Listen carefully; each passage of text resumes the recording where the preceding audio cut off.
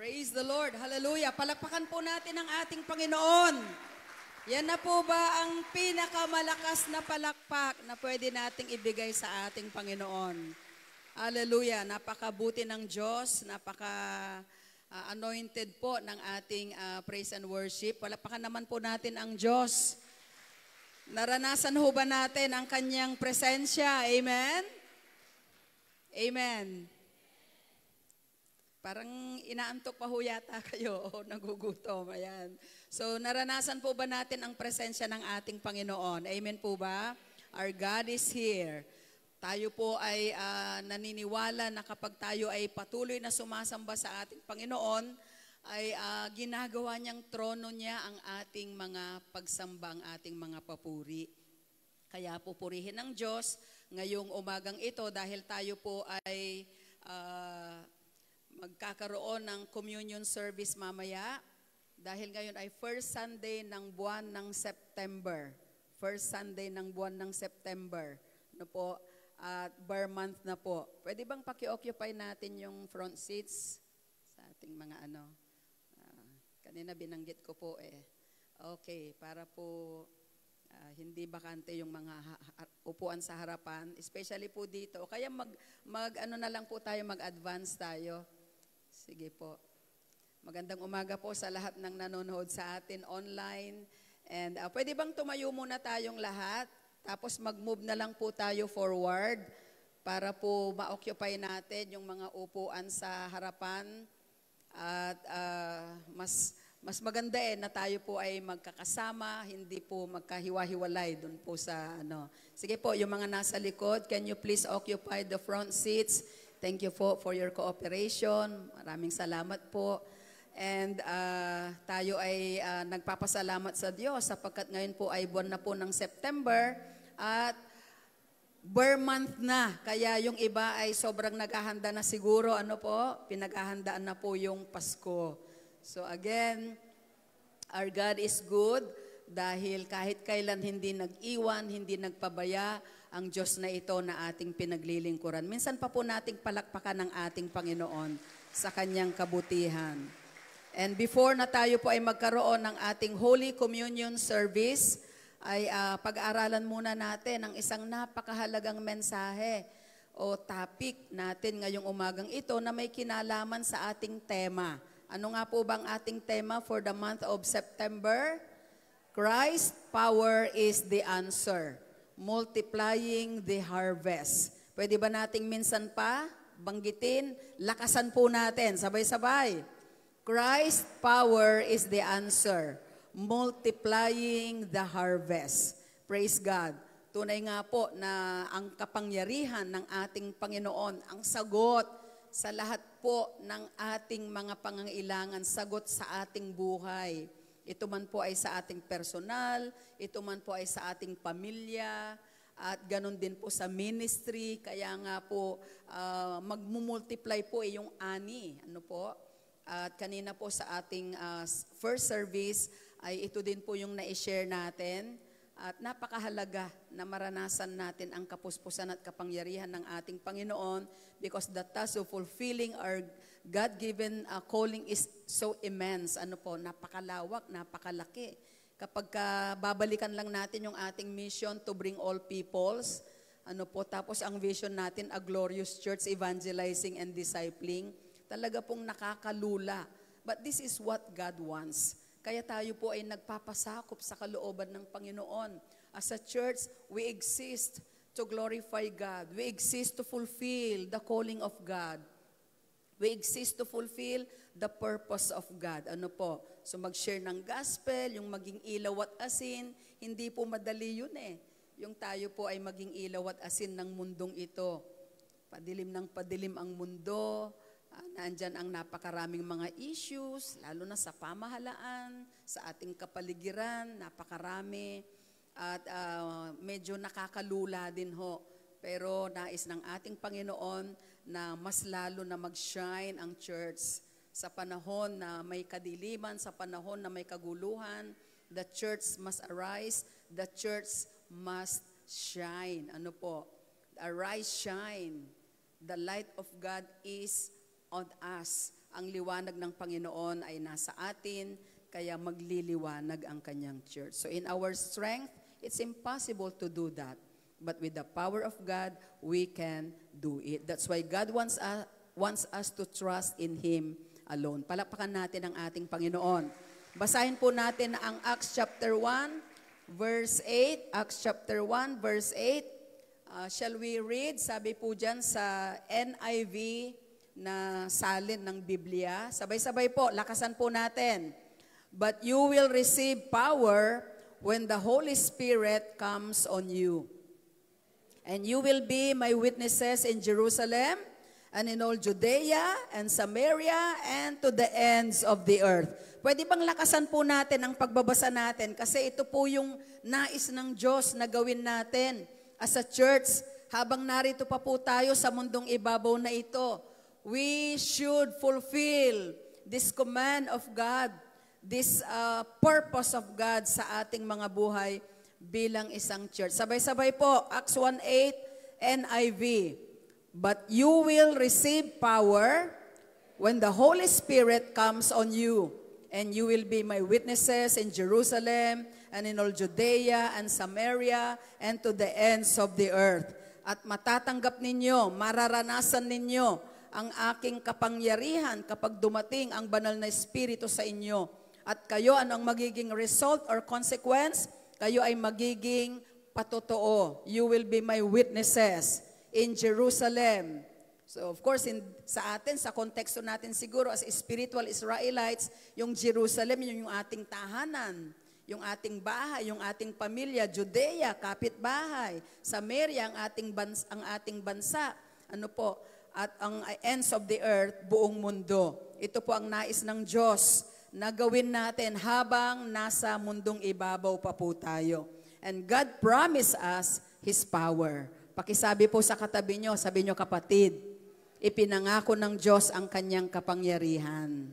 Kaya magagawa natin ito. Sabi po ni Charles Stanley, pakibasa po natin ang next slide. The Spirit-filled life begins once we are absolutely and thoroughly convinced that we can do nothing apart from the indwelling strength of the Holy Spirit. Napakaganda.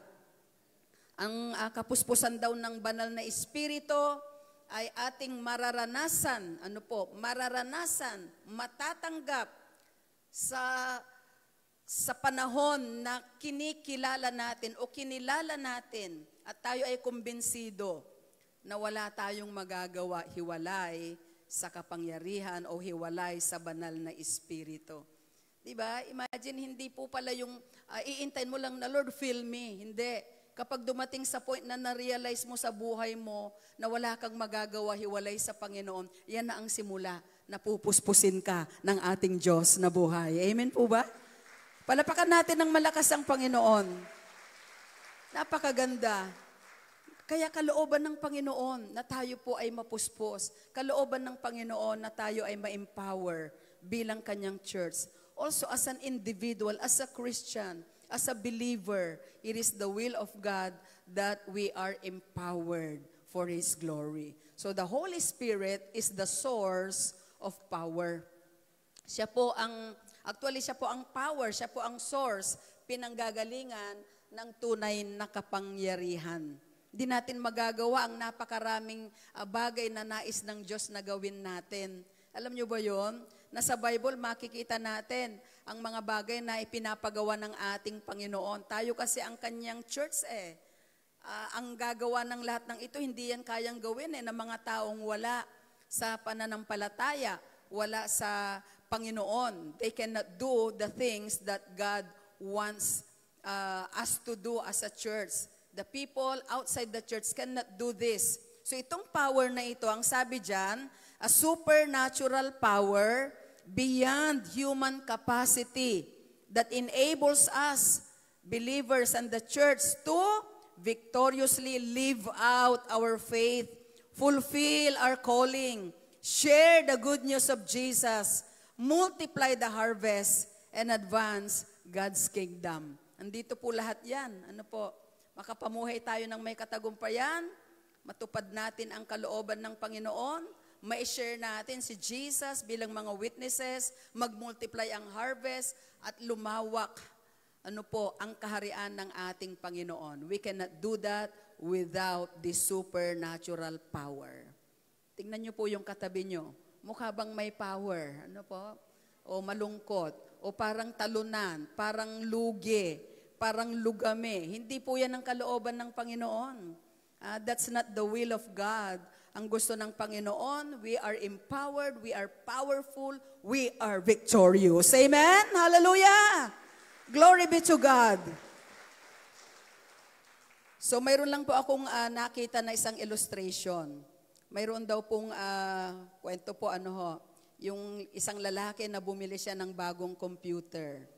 And pag uwi niya sa bahay, he flipped on the power switch, pero walang nangyari. Sabi niya, sinwitch niya, sabi niya, bakit ayaw?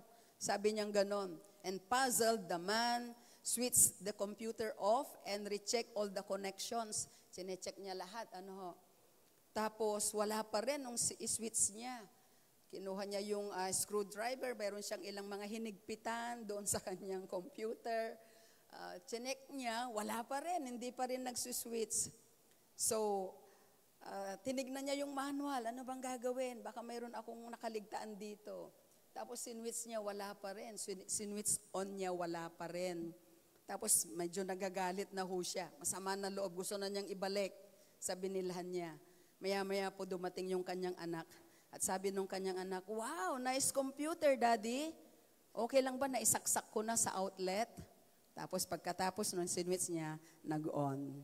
Hindi naka-plug in pala. Kaya ayaw mag-switch on. Tayo po minsan, kaya parang hindi active. Minsan parang laging talunan kasi hindi naka-plug in sa source ng power. Sino ang source ng power? Si Jesus, ang kanyang banal na espiritu. Palapakan natin ang ating Panginoon. So we need to plug in doon sa source ng power, and that is the Holy Spirit. Jesus Christ. Christ's power is the answer. So 3 bagay yung gusto ko pong ibahagi sa atin ngayong umaga tungkol po dito sa power na ito na kailangan ay nasa atin para magtagumpay tayo sa buhay na ito at magawa natin yung kanina na binabanggit natin na ipinapagawa sa atin ng ating Panginoon. Una po is the power to live out our faith. The Holy Spirit is the source of power. This is the power that we need as a church, as a believer, as a Christian, for us to live out our faith with boldness, strength, and purpose. Para magawa po natin ang nais ng Panginoon, para maisapamuhay natin ang ating pananampalataya. Makinig po kayong mabuti. Ang pinag-uusapan natin dito yung ministry ng Holy Spirit pagdating sa ating faith. Dahil ang sabi ng James chapter 2 verse 17, pakibasa po natin. So too, faith, if it does not have works to back it up, is by itself dead, inoperative, and ineffective. Sinasabi po ng aklat ng Santiago, na ang pananampalatayang hindi kumikilos, hindi gumagana, kasi siguro hindi naka-plug in. Ang pananampalatayang inoperative, ineffective. Sabi pa nga ng ibang translation, lifeless ineffectual, useless. Ang pananampalatayang walang kalakip na gawa is useless, ineffective, and lifeless. Alam niyo po ba mga magulang, mga kapatid, na marami pong tao ngayon may pananampalataya. Pero ang tanong, yung pananampalataya ba natin ay active? Is it useful? Is it effective? So we need the power of the Spirit for us to effectively live out our faith. Because faith without work, faith without work, faith that is not operating, faith that is not alive, faith that is not active is dead. So, pag-aralan natin, tignan nating mabuti, ano ba yung faith ko? Is it alive or dead? Tignan niyo po yung katabi niyo ulit. Ano sa tingin niyo? Buhay ang pananampalataya niya? O naghihingalo? Ano? Patay na pananampalataya. So yun po yung sinasabi ni James. Mayroon pong binabanggit, ano po, dito po sa James chapter 2 verse 14. Gusto ko lang pong basahin sa Tagalog. Sabi dito sa verse 14 ng James 2, bago binanggit yung 17, mga kapatid, ano ang pakinabang kung sabihin man ng isang tao na mayroon siyang pananampalataya, ngunit hindi naman ito nakikita sa gawa? Maliligtas ba siya ng ganoong uri ng pananampalataya? So, kaya ang sabi ng 17, gayon din naman ang pananampalatayang walang kalakip na gawa ay patay. Ngunit may magsasabi, mayroon kang pananampalataya at mayroon naman akong mga gawa. Ipakita mo sa akin ang pananampalataya mong walang kalakip na gawa at ipapakita ko naman sa iyo ang aking pananampalataya sa pamagitan ng aking mga gawa. Sa verse 19, ito po ang nakaka-shock. Ano po? Verse 19 ng James 2, sumasampalataya ka o sumasampalataya kang iisa ang Diyos, mabuti. Ang mga demonyo man ay sumasampalataya at nanginginig pa. Aba, kahit ang diablo ay naniniwala na may iisang Diyos nanginginig pa yan. Ano po? Sumasampalataya tayo na mayroong iisang Diyos, pero ang tanong, nag-o-operate ba yung faith mo? Do you practice your faith? Mayroon bang naa-achieve yan na mga resulta at magagandang bunga, magagandang bagay? Kasi kapag wala, patay ang pananampalataya. So therefore, we need the Spirit of the Lord. Ano po? We need the power of the living God for us to effectively live out our faith para maipamuhay natin ang ating pananampalataya. Kung itutuloy ko po, sabi ng verse 21 ng James 2 Tagalog, hindi ba't kinalugdan ng Diyos ang ating amang si Abraham dahil sa kanyang mga gawa nang ihandog niya sa dambana ang anak niyang si Isaac? Dito'y makikita mong magkalakip ang pananampalataya at kanyang mga gawa. At naging ganap ang pananampalataya dahil sa kanyang mga gawa. Mayroon pong argumento o mayroon pong dalawang verses, ano po, na makikita tayo sa Bible. Yung una po ay yung sa Ephesians chapter 2. Tungkol po ito sa sinasabi ni Pablo.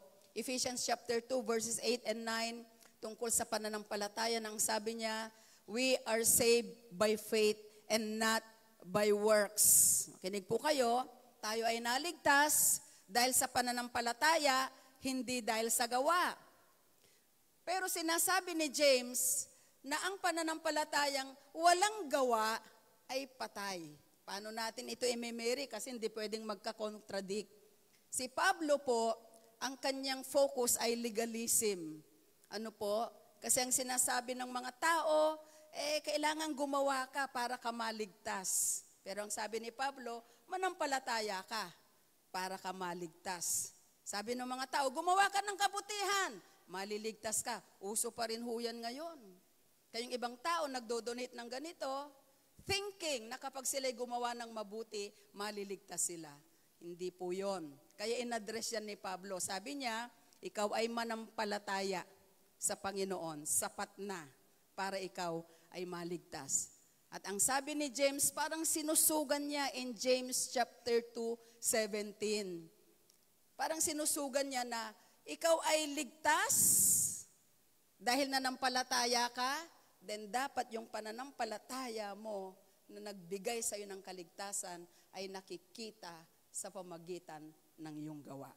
Pagsunod, paglilingkod, pagbibigay ng papuri sa Panginoon, paggawa ng kabutihan. Ibig sabihin po mga magulang, mga kapatid, naligtas tayo dahil sa pananampalataya, pero tandaan natin na may bunga ang pananampalataya.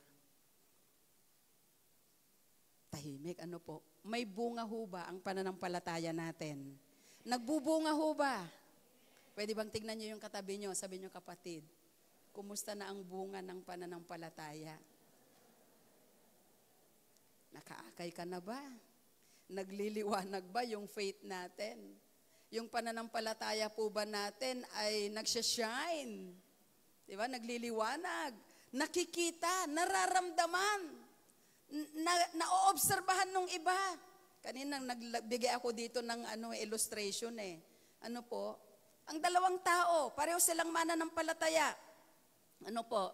Pero yung isa ay talagang wala lang. Basta aatin ng church Sunday, tapos uuwi sa bahay. Wala lang, walang sinisiran, hindi siya nag-pray-pray, walang pagbabasa ng Bible. Tapos aatin ulit sa isang linggo. Yan. Inaantay lang yung pagdalo. Atin, palakpak ganyan, umupo. Kasi sabi ng nagtuturo, umupo. O sabi ng umawit, tumayo. Sabi, taas ang kamay. Parang ganun lang. Tapos uuwi na lang ulit. Walang nangyayari. Hindi nakikita ang liwanag ng Panginoon. Pumasok siyang palamura. Paglabas, palamura pa rin. Ano po? Pumasok na lasinggero, paglabas. Yun yung pananampalatayang patay. Sige po, isipin natin. Tignan natin yung buhay kaya natin, Lord. Yung buhay kaya namin. Tapos yung isa naman, nakikita, no? Talagang nandyan, naglilingkod sa Lord, active sa gawain ng Panginoon, nagsishare ng faith, gusto niyang i-glorify ang Diyos sa kanyang buhay. Yun ang pananampalatayang kinalulugdan ng Panginoon. Yun ang pananampalatayang gumagawa. Yun ang kalooban ng Diyos sa buhay ng isang Kristiyano. And how can we do that? By the power of the Spirit of the living God. Ano po? So malinaw po ba? We are saved by faith in Christ alone, but our faith must have fruit. Our faith must have result. Ano po? Mayroong bunga ang ating pananampalataya. Sabi po dyan sa ating pinag-uusapan, sabi po dyan sa next slide, the Holy Spirit gives us the power to live out our faith with boldness, strength, and purpose. So dyan kailangan natin talaga ang Holy Spirit eh. Gaano tayo kagaling, napakarunong natin, kayang-kaya nating unawain o basahin ang Biblia, English, kaya ko unawain yan through man's wisdom. Pero alam niyo po ba, minsan din natin alam yung totoong application. Why? Because a person without the Holy Spirit can never understand the things that are spiritual. Sabi po yan ng 2 or 1 Corinthians chapter 2 verse 14. Ang mga tao na hindi kinakasihan ng Espiritu, wala sa kanila ang Holy Spirit. Kahit anong basa sa Bible, siguro naintindihan lang nila sa kanilang vocabulary, pero hindi mo yan magagawa. Kaya hindi lang po yung alam mo ang verses kundi ang effective is isinasagawa, isinasapamuhay. Yan ang pananampalataya na nais ng Diyos na makita sa bawat isa sa atin. Amen po ba? Palapakan nga natin ang Panginoon. Tanyo, sabi dyan, no? Pakibasa natin, the person without the Spirit does not accept the things that come from the Spirit of God, but considers them foolishness and cannot understand them because they are discerned only through the Spirit. Kaya kailangan natin yung Spirit of the Lord, the power of the Lord. Ipapaunawa niya sa atin yung uri ng pananampalataya na nais ng Diyos. Yung pananampalatayang kayang i-claim ang mga bagay na imposible. Yung pananampalatayang kayang sumamba sa Panginoon kahit sa gitna ng pagsubok. Kasi yung iba, kapag napakabigat na ng problema, hindi na makapagtaas ng kamay. Ano po? Bumabagsak pati faith. Nawawala.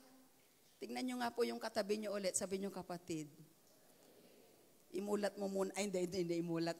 Sabi nyo, kapatid, ang gusto ng Diyos na pananampalataya, yung kayang angkinin, pati ang mga bagay na imposible. Do you believe that?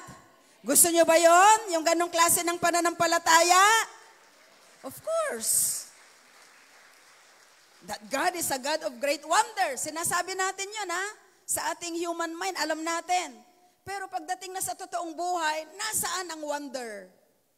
Nasaan ang himala? Nasaan ang kasaganaan? Parang hindi ko nararanasan. So, kinakailangan i-activate yung faith. Kahit ang mga bagay na imposible, ay pwede nating maranasan. It's about demonstrating that your faith is active and functional in your life, not merely theoretical or passive.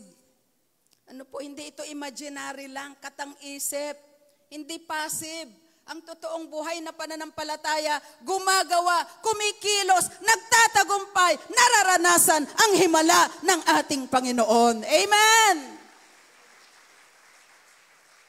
Yan ang buhay na pananampalataya. There is not a person who can follow and live out faith in Christ without the help of the Holy Spirit.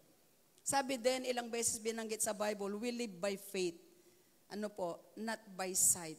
Mabubuhay ka sa pananampalataya eh. Kaya importante yung faith eh. Si Jesus, nirebuke niya yung mga disciples, wala ba kayong pananampalataya? Naglalayag sila doon sa dagat. Ano po, ang tindi ng alon, ang tindi ng hangin, ang lakas ng unos. Nagpapanik na sila. Kaya nirebuke niya sila eh. Sabi niya, wala pa kayong pananampalataya, napakaliit naman ng faith niyo. Kumbaga parang hindi active ang faith niyo. So napakahalaga po ng faith, mga magulang, mga kapatid. Faith is everything. Gusto mong maglingkod sa Diyos, hindi ka makakapaglingkod kung wala kang pananampalataya. Tunay na pananampalataya. Gusto mong magtagumpay sa paglilingkod sa Diyos, lumawak ang ministry na ipinagkatiwala ng Panginoon. You cannot do it without faith. Genuine faith in God. Ano po? Yan ang pananampalataya na nais ng Diyos na maranasan natin. So makikita natin yung dead faith and living faith. May patay na pananampalataya at mayroong buhay na pananampalataya. We are saved by faith alone, and the result of our faith is good works. Glorifying our God. Palapakan natin ang ating Panginoon. So God wants us to live, sabi dyan, God wants us to live daily in gratitude for what Christ did for us on the cross. But then, ano po, get to work in serving Him and others, proving that our faith is real. Sabi niyo, real. Sabi niyo, real. Totoo. Pwedeng pikehin ang pananampalataya. Pwede pong dumadalo, pero wala naman talagang pananampalataya. That is useless. That is lifeless. Ano po? That is lifeless, that is useless. Yung pananampalatayang kayang i-recognize that Jesus is Lord. Wow. Pag siya ang Lord, then we are His servants. There's no reason for us not to serve the Lord. Yan po ang faith na pinag-uusapan natin dito. Napakahalaga. Without faith, it is impossible to please God. Hebrews chapter 11 verse 6. Kung walang tunay na pananampalataya, imposibleng malugod ang Panginoon. Kaya ang pananampalataya, ingatan natin ito at patuloy na payabungin, palaguin sa pamagitan ng pagdalo, pagbabasa ng Bible, pakikipag-ugnayan sa Diyos, sa pamagitan po ng pananalangin natin, pagtalima natin sa kalooban ng Diyos. At lalong sumusunod ka, ito po makinig kayo, lalong sumusunod ka sa Lord, lalong tumataas ang pananampalataya. Amen po ba? Yan ang pananampalatayang may kalakip na gawa. Katulad ni Abraham, nanampalataya siya, tapos siya ay gumawa, siya ay kumilos. Ano po, pinakita niya yung kanyang pananampalatayang may kalakip na gawa. So, yung sinasabi ni Pablo, legalism, yung ina-address naman, fino-focus ni Pablo, legalism, ang na-address naman ni James is easy believism, na hindi sapat, na may faith ka lang, tapos wala nang nangyayari sa buhay mo. So, naligtas ka dahil sa faith, mayroon kang faith, kaya ka gumagawa, sumusunod, naglilingkod. Palakpakan natin ang Panginoon. That is living out our faith. Pangalawa po is power to fulfill our calling. Kapangyarihan para ating tuparin, ang kalooban ng Panginoon sa atin para ating tuparin ang tawag ng Diyos. Una, yung purpose ng Diyos at syempre yung calling ng ating Panginoon. Sabi po ng Ephesians, shall we read? Ephesians chapter 1, 11 to 12. It's in Christ that we find out. Sige po, basahin po natin. Magbabasa na nga lang po kayo. Sige, basahin po natin ng malakas, sabay-sabay. It's in Christ that we find out who we are and what we are living for. Long before we first heard of Christ and got our hopes up, He had His eye on us and had designs on us for glorious living. Part of the overall purpose He is working out in everything and everyone. Alam niyo po, nung inaaral ko po, binabasa ko po ito, sabi ko napakayaman ng verses na ito. Ang Diyos sa pamagitan ng ating Panginoon ay makikilala natin ang ating mga sarili. At malalaman at maunawaan natin bakit tayo narito sa mundo. Alam niyo ba yon?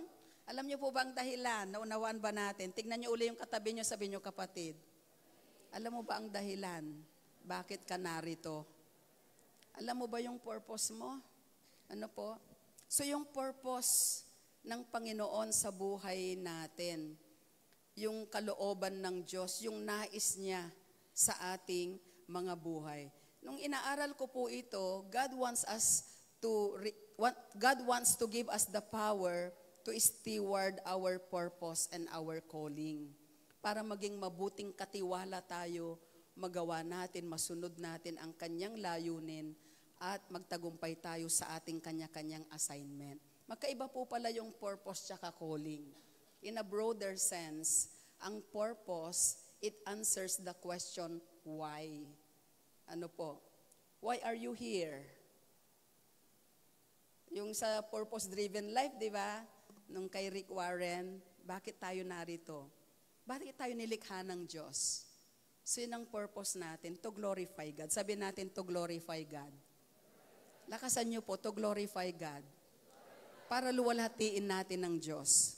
At minsan, ang iniisip lang natin sa pagluwalhati sa Diyos, nagpupuri tayo, nagtataas tayo ng kamay. Yan ang purpose ng Panginoon sa ating lahat. Nagtataas tayo ng kamay, nagpupuri tayo.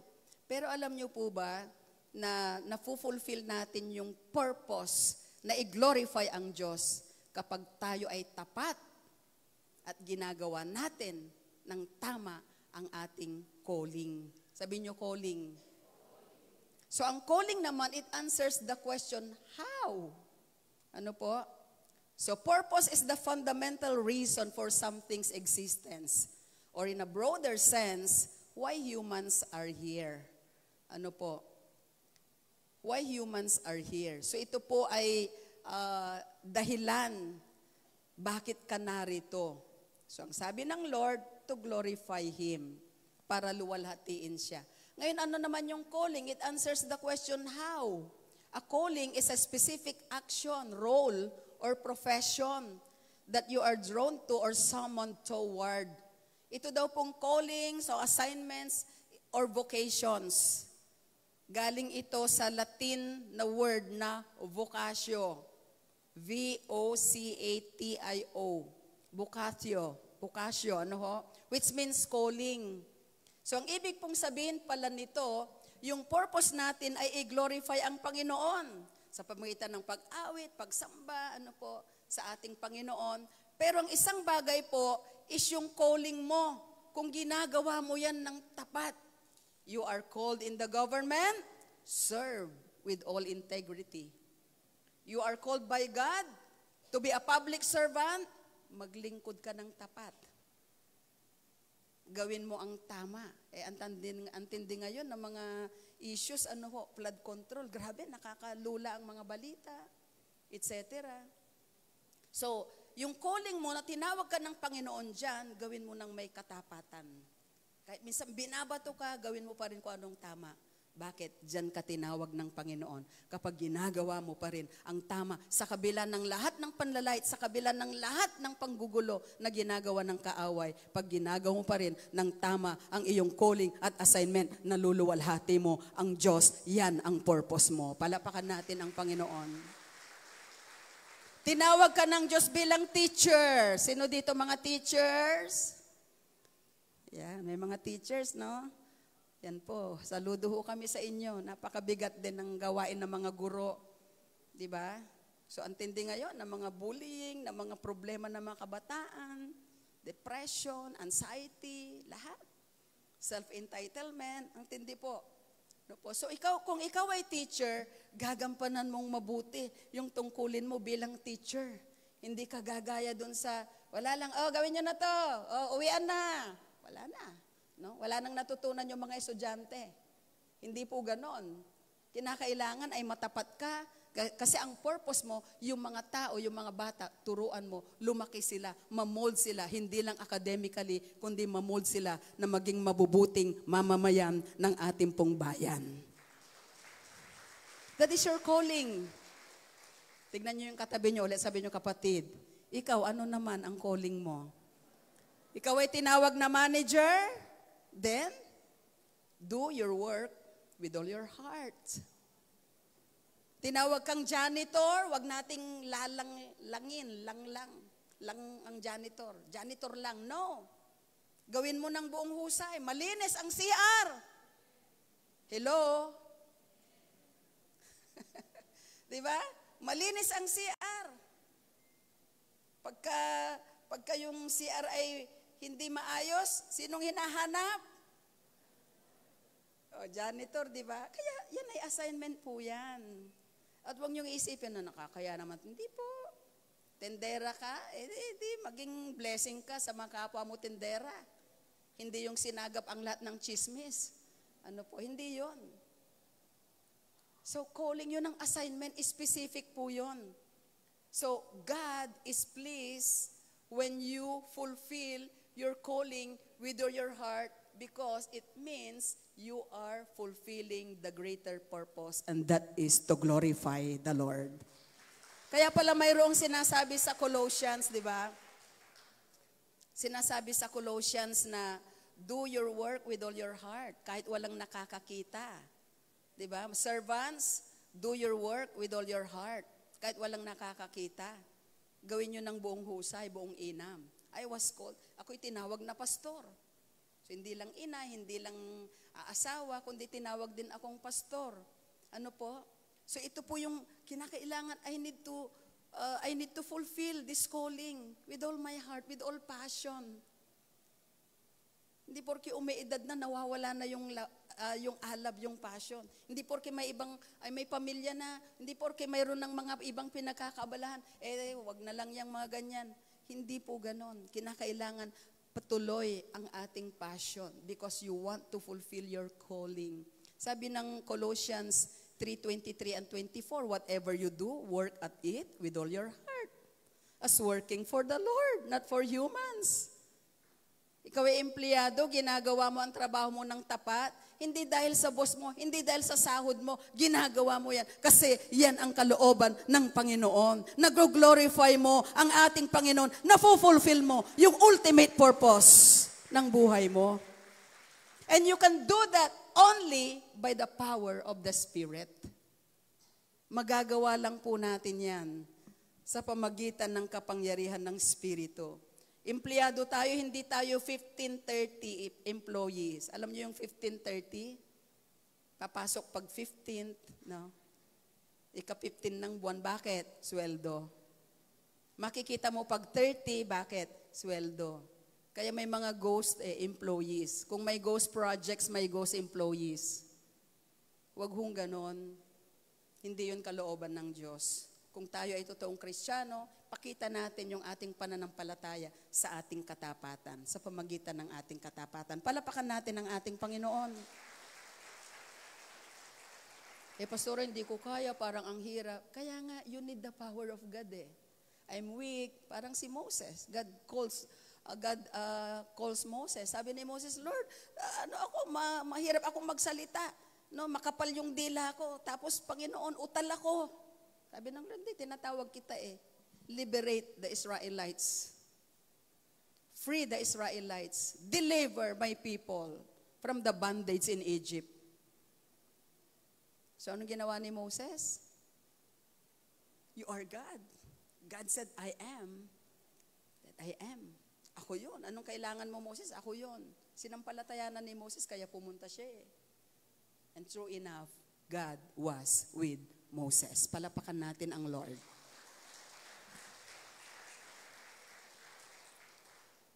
So nais ng ating Panginoon na maluwalhati natin siya.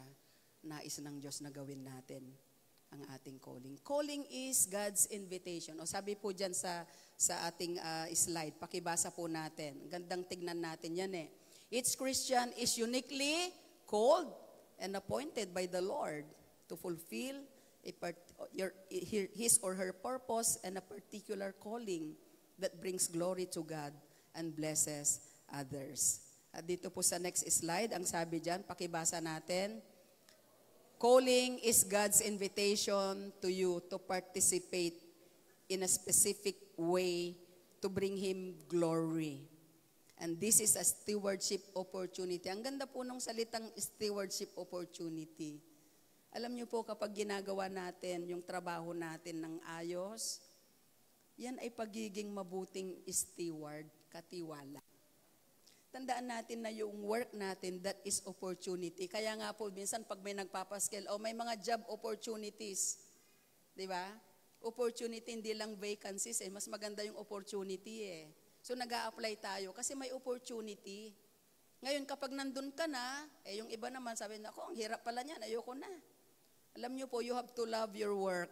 Pakisabi nga sa katabi nyo, mahalin mo ang trabaho mo. Pero wag naman po yung sobrang pagmamahal sa trabaho na nakalimutan na ang nagbigay ng trabaho sa iyo. Hello? Amen? Pag overtime, sige, grabe, kahit puyat, pagod. Pero pagdating sa ministry, ay, puyat ako, hindi ako pwede. Pero pagdating sa trabaho, overtime ng overtime, 12 hours, 6 to 6, 10 to 10. Di ba? Okay lang yan, bakit? So, let's just come to think of it. Just come to think of it. Tignan po natin how we do our assignment. Your work is a gift from God. Ang ipinakita ng Panginoon sa garden is not indolence, but innocence. God provided everything. Hindi ayaw ng Diyos na tamad. Kaya nga binigyan niya si Adan tsaka si Eva ng trabaho eh. Ano po ang trabaho nila? Yung specific calling nila doon sa garden, para i-tend ang garden, i-guard, i-protect, bungkalin, ayusin, protektahan. To keep it from intruders. Ingatan, protektahan mula sa mga masasama, mula sa mga magnanakaw. Yan ang kanilang trabaho. Kaya lang nagkasala sila. Hindi po nila nagawa ng tama ang kanilang calling. Kaya nagkasala at ang kasalanan nila hanggang sa atin. Yan ang effect ng sin ng ating mga unang magulang. Pero purihin ng Diyos, sapagkat nung nangyari po yon, na ang tao ay napalayo sa Diyos, nagkasala, ang tao walang nakaabot sa kaluwalhatian ng Diyos, Romans 3:23, Romans 6:23, at ang kabayaran ng kasalanan ay kamatayan. No, not even one is righteous, Romans 3:10. All have sinned, not even one is righteous. Wala, lahat tayo papunta sa impyerno eh. Pero because of the love of Jesus, Romans 5:8, in this way, God demonstrated His great love for each one of us, that while we were still sinners, Jesus died for us. Hallelujah! Kayong pagmamahal din ng Diyos ay mayroong pruweba. Sabi niyo, pruweba. Tingnan niyo yung katabi niyo. Sabi niyo, kapatid, di ba may pruweba ang Diyos?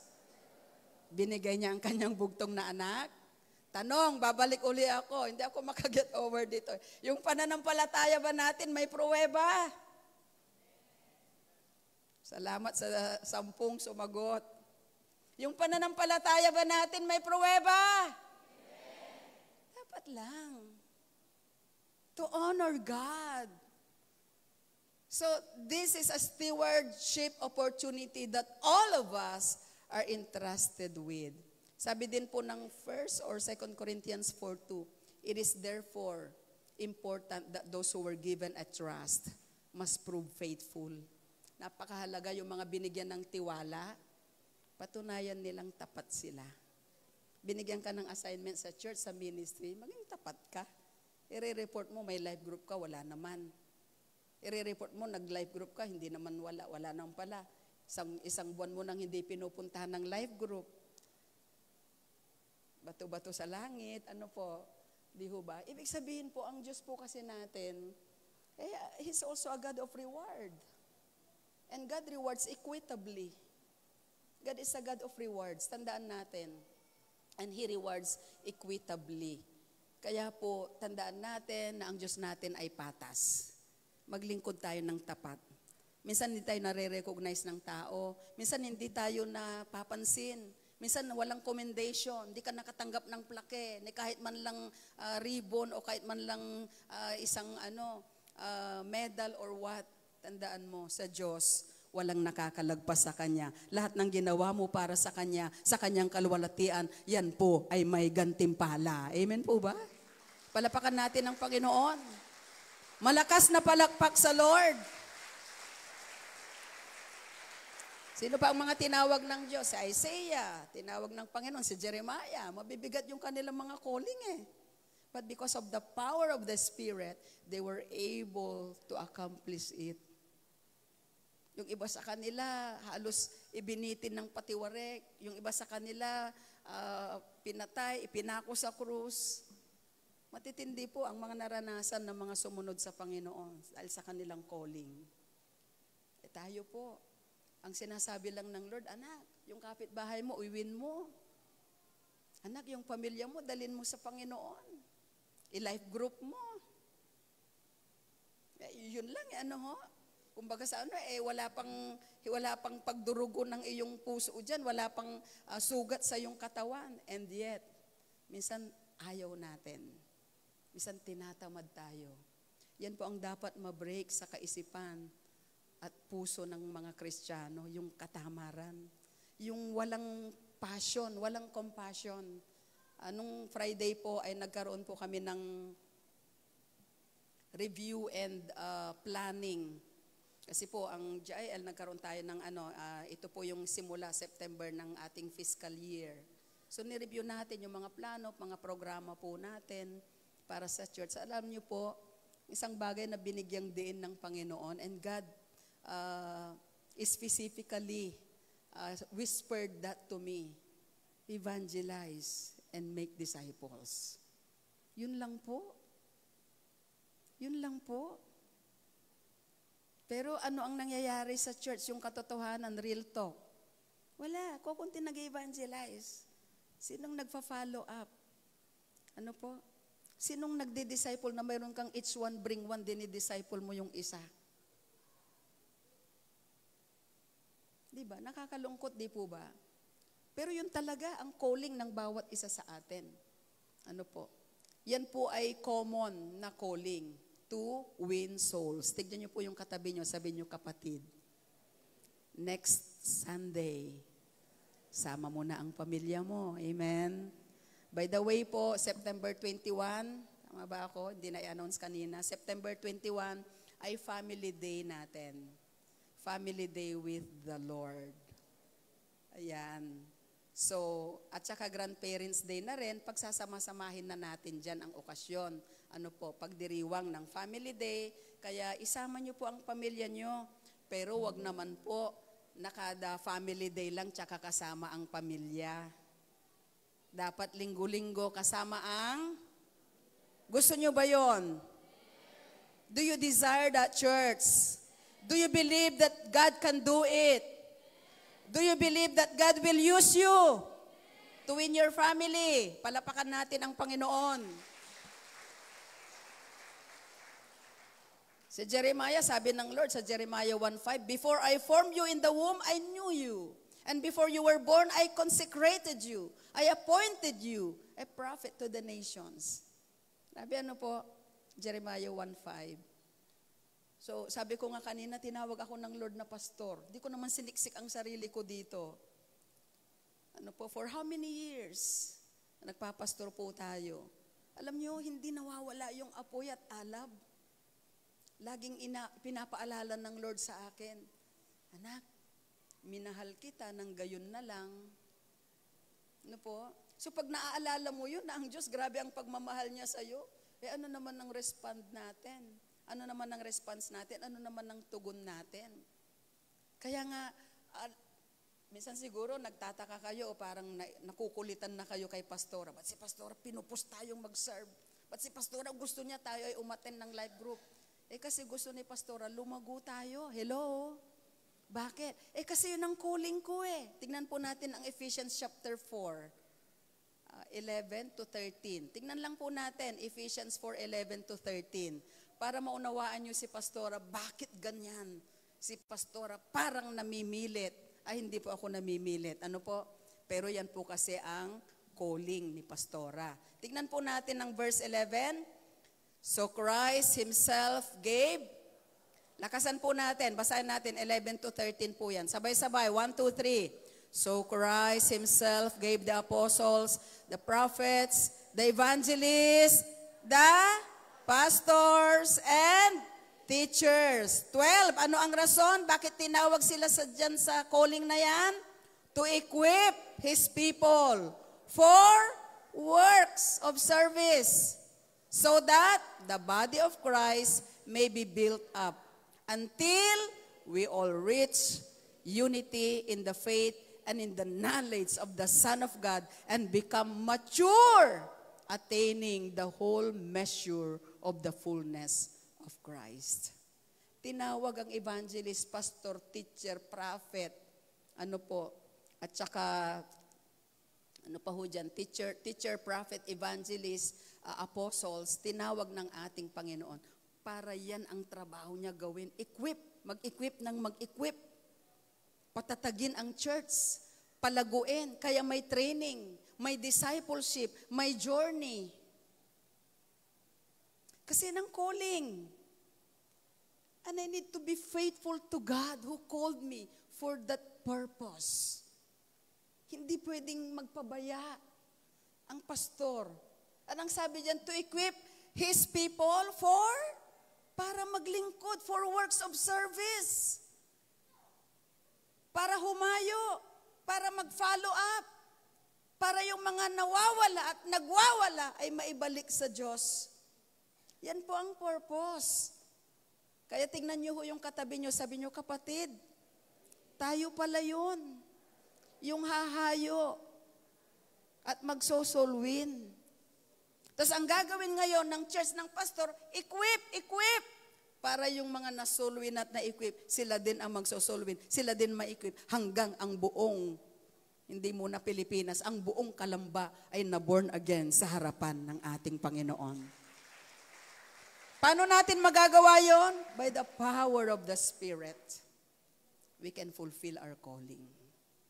So yun po yung calling ng Lord So hindi pwedeng, sige, Lord, ayokong magalit sila sa akin, kaya hindi ko sasabihin sa kanila na kailangan nila ito, na kailangan nilang maglingkod, na dapat sumunod sila, magpatuloy, alagaan, ingatan ang kanilang mga pananampalataya. Hindi pwedeng itago ho yun sa inyo, kailangan malaman. Dahil accountable tayo sa Panginoon. So that is God's invitation, yung calling mo to participate in a specific way to bring Him glory.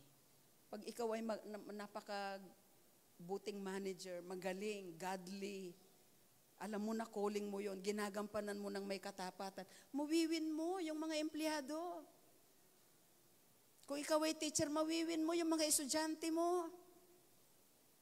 Because that's your calling. Amen po ba? Naunawaan po ba natin? Malinaw na po ba? Malinaw na po ba talaga? Diba? So yung purpose natin to glorify God, And one of the most important way to glorify God is to fulfill your calling faithfully. Saan ka man tinawag, ano man ang trabaho mo, ano man ang ginagawa mo, maging tapat tayo. Amen? Palapakan natin ang Panginoon. Whatever your hand finds to do, do it with all your might. Of course, the third, power to multiply the harvest. Para po sumagana yung ani. Ano po? Sabi ng Matthew chapter 9, pakibasa po natin ang Matthew 9, sabay-sabay, 1, 2, 3.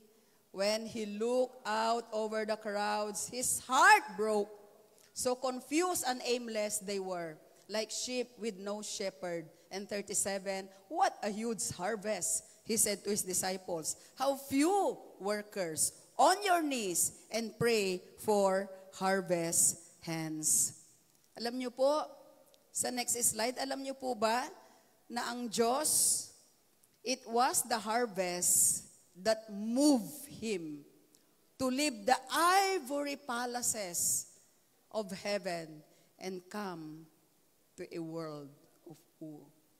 Ano po? Iniwan ni Jesus yung rangya ng langit, ivory palaces. Brother Eddie ko yan naririnig, no? Yun ang langit, iniwan niya yung rangya ng langit.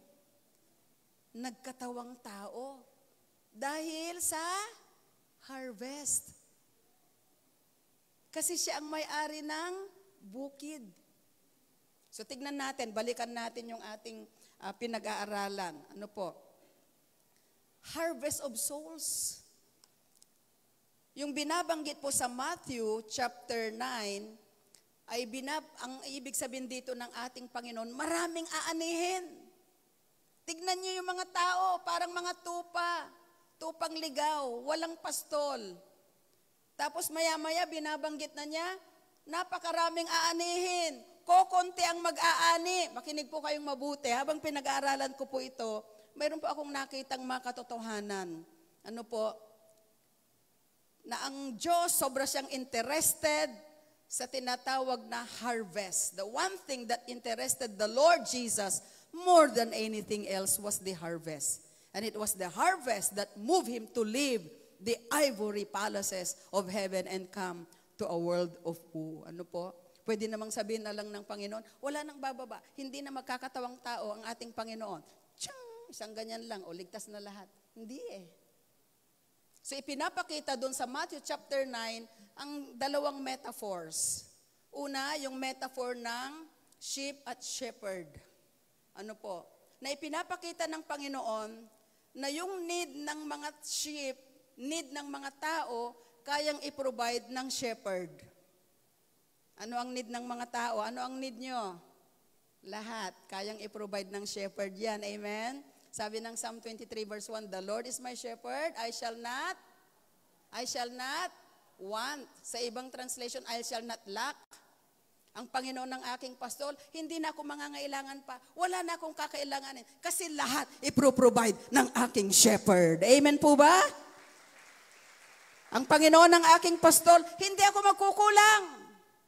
Sagana, walang kulang, kompleto. Kasi andyan ang pastol. So ipinapakita yung unang metaphor ng sheep tsaka shepherd na ang Diyos kaya nang isupply ang pangangailangan ng tao. Nag-shift sa Matthew chapter 9. Ano po? Yung metaphor that this time Jesus focuses to our work, and that is to harvest to our work. Ano po? So that God's need will be met. Ano ang need ng Diyos? Harvesters. Maraming aanihin. Sabi ng Panginoon, kukunti ang mag-aani. Kaya anong kailangan? Mag-aani. Mga laborers, workers, harvest hands, harvesters. Sabi niya, pray to the Lord of the harvest. Pray to the owner of the field of the harvest to send more workers. Tanyo po, siya na shepherd, isusupply niya ang pangangailangan ng kanyang sheep. Nag-shift yung metaphor. Ngayon, ang pangangailangan ng Diyos ay maraming manggagawa. Sino ang magsusupply? Sino ang tutugon? Walang iba. Hindi yung katabi mo, hindi yung nasa likod mo, kundi ikaw. Ikaw at ako, tayo ang tutugon. Tayo ang kailangan ng Diyos na mag-aani para sa bountiful harvest. Palapakan natin ng malakas ang Panginoon. Kaya mga magulang, mga kapatid, wala pong exempted dito. Lahat tayo kikilos. Sabi niya, maraming aanihin, no? Maraming aanihin. Pero kukunti ang mag-aani. Bakit? Kukunti ang tumutugon. Ilan ng workers, ilan ng life group. Yung iba ayaw. Pakitignan yung katabi nyo, sabi nyo, kapatid, ayaw mo ba? Hindi naman, di ba? Gusto natin, di ba? Gusto natin tayo ay maging manggagawa ng Panginoon, di ba? Gusto nyo ba? Pumalakpak ng malakas yung may gusto na maging manggagawa, lingkod ng Panginoon. At huwag kayo mag-alala, God will empower you and you will receive power when the Holy Spirit has come upon you. And the consequence, you will be my witnesses. Because the harvest is plentiful, but the laborers are few. Harvest of souls. Ano po? Harvest of souls. Yan po yung una. Pangalawa po, sa power to multiply the harvest. Pakilagay po natin dyan. So ang sabi dyan sa harvest of souls, tignan lang po natin, God wants us to keep sowing the good seed or the gospel of the kingdom of God so that someday we will be overwhelmed by the joy of seeing multitudes experiencing the bliss of heaven with us. Pag marami ang makapasok sa langit. Tanim ng itanim ang buto ng salita ng Diyos. Mag-share sa school, sa church, mag-share ka doon sa company, sa kung saan ka naroroon, sa palengke, driver ka, yung mga kapwa mo driver. Yun meron na tayo talagang ministry kahit anong ginagawa mo. Amen po ba? Teacher kayo, mga estudyante mo. Ako naging teacher. Nag-share po ako, pati sa mga co-teachers ko po. Ano po? Why? Hindi pwede na aalis ka doon na wala ka man lang iniwan. Salita ng Panginoon. Tandaan nyo, binhi yan, buto yan. Na pag itinatanim mo yan, yung iba siguro hindi magbubunga, pero sigurado mayroong magbubunga dyan. Amen po ba? Palapakan natin ang Panginoon. So let's rely on the Holy Spirit for strength and empowerment to accomplish God's mandate. And that is the Great Commission. So harvest of souls and of course, harvest of blessing. Sabi ng 2 Corinthians chapter 9, pakibasa po natin. 2 Corinthians chapter 9, now God who provides seed for the sower and bread for the food will provide and multiply your supply of seed and will cause the harvest of your righteousness to grow. Dalawang bagay po ang nakita ko dyan. Sa letter A ng 2 Corinthians chapter 9 verse 10, God who provides seed for the sower and bread for food. He will provide the bread that we need. He will provide the things that we need. God will provide our supplies. Ang Diyos ang magkakaloob ng ating pangangailangan. Iha-harvest mo ang kasaganaan. Ano po, naglilingkod ka, sumusunod ka, nananampalataya ka, nagtratrabaho ka ng tapat, iha-harvest mo ang kasaganaan na ipinangako ng ating Panginoon sa kanyang mga anak. Amen. Parang mahina, ayaw niyong mag-harvest ng financial wealth, material wealth, kasaganaan ng buhay.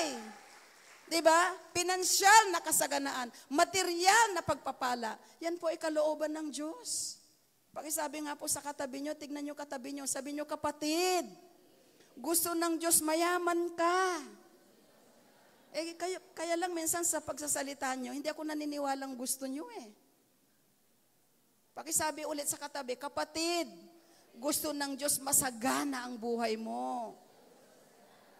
Kaya nga, babalik ka doon sa faith.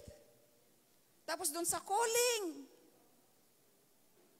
So that you will harvest.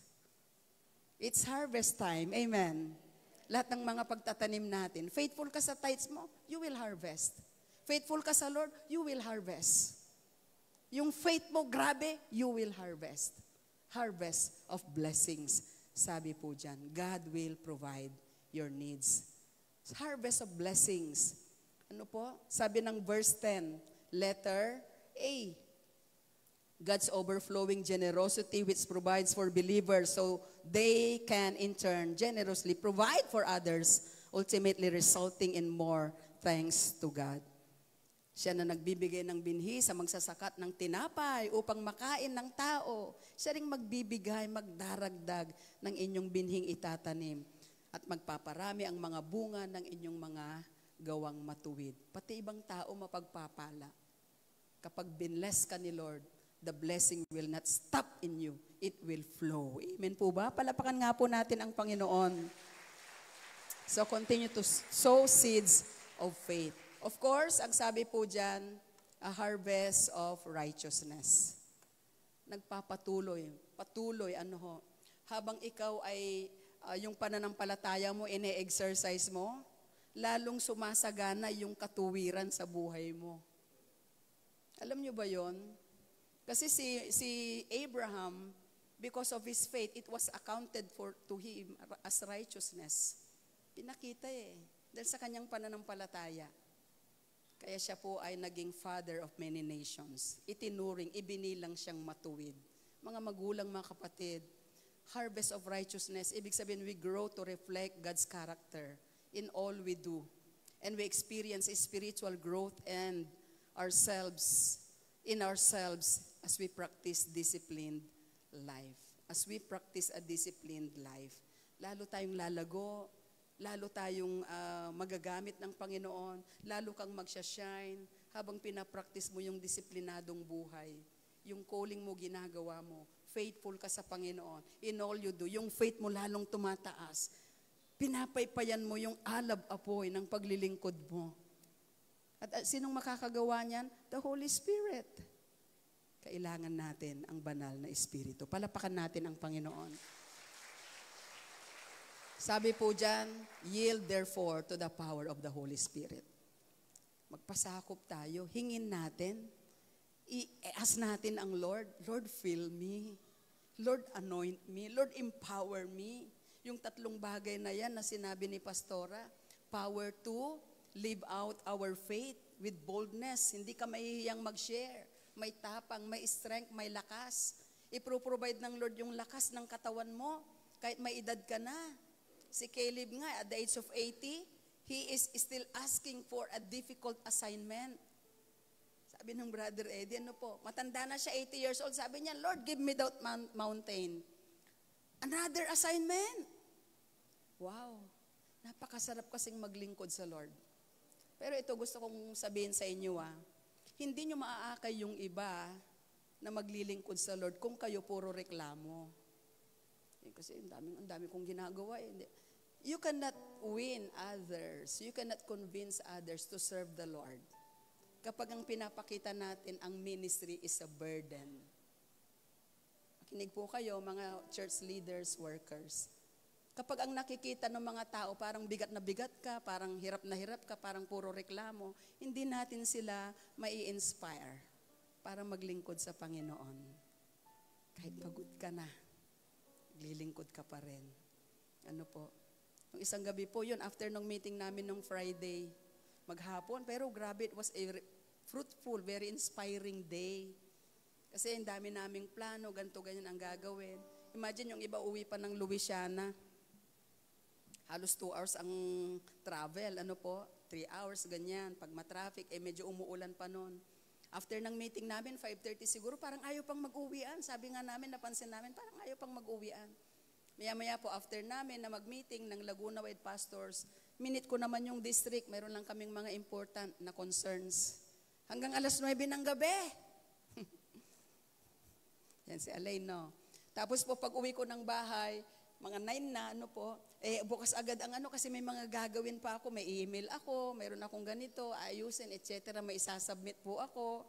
Ayokong ipagpabukas kasi ngayon ang sinabi Ganun po natin tinitignan. Minsan nahirapan ka rin, pero you are doing that with joy in your heart. So, di maya-maya, alauna na, nakita ko yung oras, nag-i-email pa ako, 1:14 a.m. Kaya sabi ko, good morning. And ito na po yung ganyan, ito na po yung ganito. So, umiga po ako siguro alas 2. akin, sabi ko, para akong nanginginig Sabi ko, tapos kumukulo kumakalam yung sikmura ko. Yung pala, nakalimutan ko ng mag-dinner.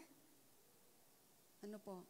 Sabi ko, Lord, parang namang kakain ka pa, alas 3 na ng umaga. Itinulog ko na lang. Ano po? So siguro mga 3:30 nakatulog ako. Nagising ako mga 6. So mga 2.5 hours. Kahapon may wedding. Ano po, alam niyo po, ang Diyos mabuti. Yield to the power of the Spirit. Tapos ngayon 2 services. Mamaya may meeting pa ho kami. Mayroon pang ministerial sa hapon, sa gabi. But God is our strength and our portion forever. The joy of the Lord is our strength. Pero gagaan ang ginagawa natin kapag kasama kayo. Amen po ba? Gusto niyo po bang mag-participate dito sa gawain ng Panginoon? Parang kumunti ang amen. Gusto ba nating tayo ay maging kabahagi sa gawain ng Panginoon? Maglingkod tayo sa Lord. Tumayo tayo sa Panginoon. God promises you strength for what seems impossible. Pastora, wala akong... God will empower you and enable you to live victoriously, serve faithfully, and to confidently live out your purpose. Di ba? Minsan nga, kapag ka mga birthday, dibu, pinaghahandaan nyo na Di ba? Pag birthday, wedding, nandun tayo Di ba? Pero pagdating na ng church sa mga gawain, parang, hindi natin, may option tayo, hindi natin priority ang ministry. How can we say na mafulfill natin ang mission to bring all peoples kapag ganun ang mindset? Andyan ho ba kayo? Amen. So lahat po tayo. Tignan nyo uli yung katabi nyo, sabi nyo, kapatid, kasama tayo dito. Maglilingkod tayo sa Panginoon. Maraming aanihin. Amen. Kokonti ang manggagawa. Palakpakan natin ang Panginoon. Darami na ang manggagawa. Dahil nananalangin tayo, pangalawa, tutugon tayo sa tawag ng ating Panginoon. Taas natin ang ating kamay. Into your hands, I commit again. Muli naming itinatalaga ang aming buhay, ang aming pananampalataya, ang aming paglilingkod, Panginoon. Because we love you, Lord. Pinakamasarap na gawin sa buhay na ito, Panginoon, ay ang paglingkuran ang iyong layunin sa buhay namin. In the palm of your hand, and I am yours. Can you say that, church? We are God's. Hallelujah. Jesus, I believe. Jesus, I believe in you. Jesus, I belong. Jesus, I belong to you. You're the reason. You're the reason that I live. Wala namang ibang dahilan, The Lord, bakit reason kami that nabubuhay. I sing. Ikaw lang naman yan, Panginoon. Jesus, I believe. Ikaw lang at wala nang iba. Hallelujah. Jesus, Jesus, I I belong to you. You're the reason. You're the reason that I live, the reason that I For the last time. sing. Hallelujah. Jesus, I believe in you. And Jesus, I belong. We believe in you, oh God. To you. You're the reason that I live, the reason that I sing with all I am. Sinasabi nung awit, into your hands I commit again, Lord. We believe na kami ay inyo, Panginoon, pag-aari nyo. We believe, Lord, na ikaw ang aming Diyos. We are your covenant people. Sabi mo, Panginoon, sa bayang pinili mo, I am your God and you will be my people. Lord, naririnig din namin ngayong umaga na sinasabi mo, I am your God And you, Jael Calamba, are my people, is my people. Pag-aari ko kayo. At gusto kong magamit kayo para sa aking kapurihan. Gusto kong maglingkod kayo para sa aking kaluwalhatian. Gusto kong gawin, tuparin ninyo ang tawag ko sa inyo para sa aking kaluwalhatian. Napakaraming aanihin, kokonti ang tumutugon, kokonti ang manggagawa. Manalangin kayo. Sapagkat sa dahilan ng harvest, kaya bumaba si Jesus. Iwan ang rangya ng langit para sa mga makasalanan. He came to seek and save those who are lost. Church, seemingly parang mahirap gawin. Talagang mahirap. Pero sabi ng Lord, I will be with you. All authority has been given to me. Go and make all nations my disciple, baptizing them in the name of the Father and of the Son and of the Holy Spirit, teaching them to obey everything that I have commanded you to do. And lo, behold, I am with you always. And you will receive power when the Holy Spirit has come upon you. And you will be my witnesses. Oh God, nais po naming italaga ang aming mga sarili. Nais po naming sumunod at maglingkod sa inyo. Muli nating aawitin yung awit na yon. Nais ko po na tayo lumapit sa harapan upang iparanas ng Diyos, upang maranasan natin at tanggapin natin ang kapangyarihan ng banal na Espiritu. Come on, just come forward with all your heart, with all your strength, with all your mind, buong puso, buong lakas. At sasabihin natin, Lord, puspusin mo ako ng iyong Espiritu. Punuin mo ako ng iyong kapangyarihan. Yes, come on. Jesus. Lahat tayo nangangailangan ng kapangyarihan at kapuspusan ng Diyos para hindi tayo pinaglalaroan ng kaaway, inaapak-apakan ng dyablo. Hindi ang sakit ang kalooban ng Diyos. Hindi kahirapan ang kalooban ng Diyos sa'yo. You can destroy, defeat the enemy in your life. You can destroy, defeat poverty. You can rebuke sickness and disease. Because God promises healing, miracles. Oh Lord, we want to have His power, oh God. Gusto naming maranasan ang kapangyarihan na ito, Panginoon. Oh, thank you, Jesus, Holy Spirit. You're the reason that I live. The reason Itaas natin ang ating kamay, Jesus. Jesus, I believe in you. And Jesus, I belong to you. You're the reason that I live, the reason that I say, Jesus, I believe. Shall we just hum that song? Ihimig natin ang awit na yan. At nais ko po na habang nakataas ang ating kamay, alam ko po na tayong lahat nais nating, Lord, puspusin mo ako ng iyong kapangyarihan. Lord, kailangan kita sa buhay na ito upang yung pananampalataya ko, Panginoon, may sa pamuhay ko. Yes, because faith without work is dead, inoperative, ineffective. And therefore, I need you, Lord, to empower me by your Spirit for me to effectively operate in faith, for me to effectively live out my faith in you, O God. Pwede po bang sumunod lang tayo sa isang panalangin? Sabihin natin, Ama naming Diyos na banal, narito po ako, lumalapit sa iyong harapan, humihingi din ng kapatawaran sa lahat ng aking pagkukulang.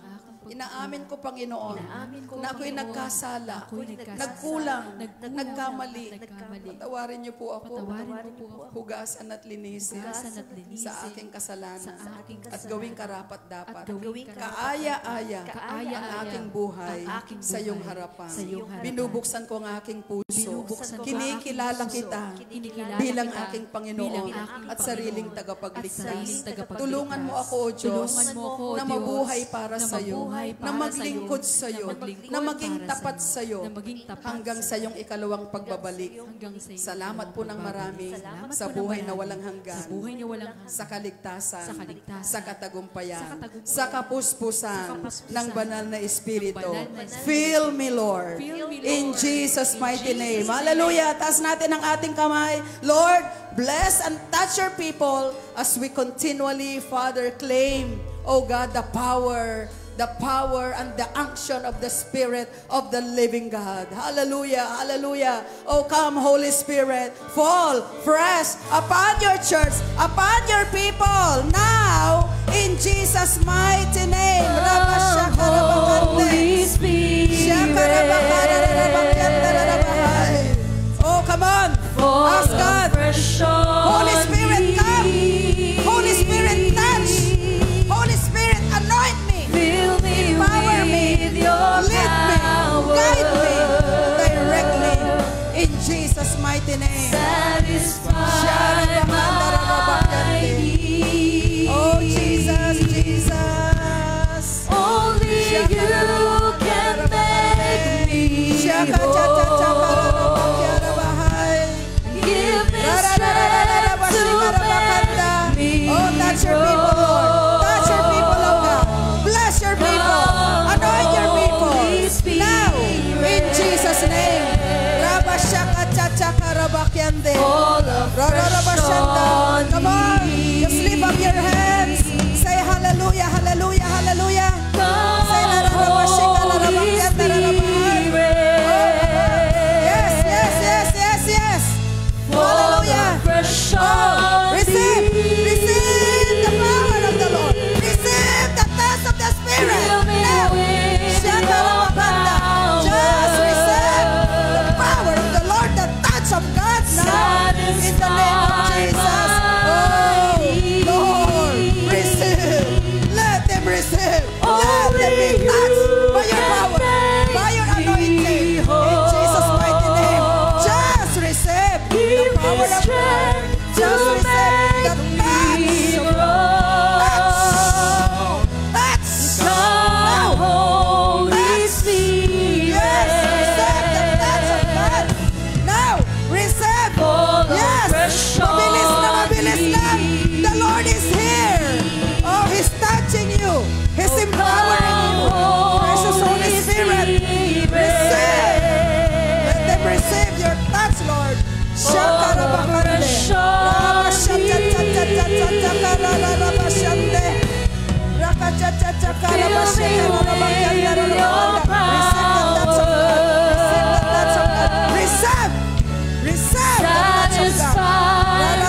Oh, just receive.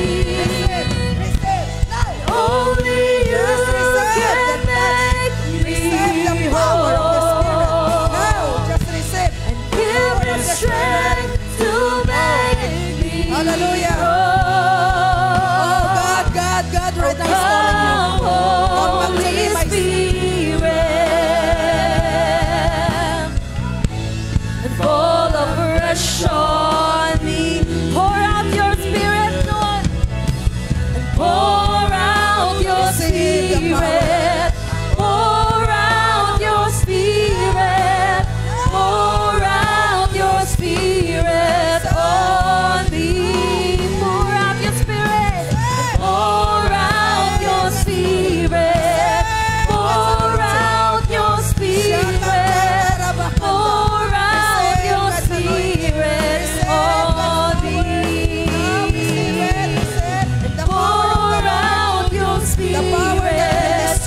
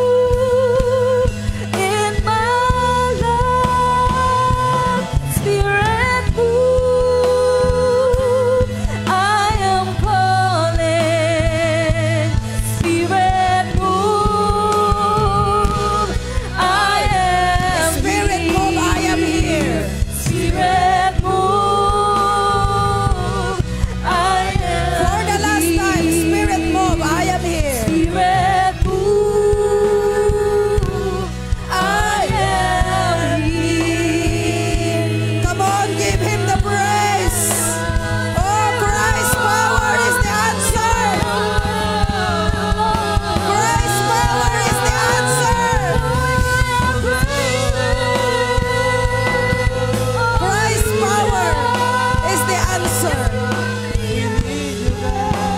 Thank you, Lord, for the power. For the power that you have released.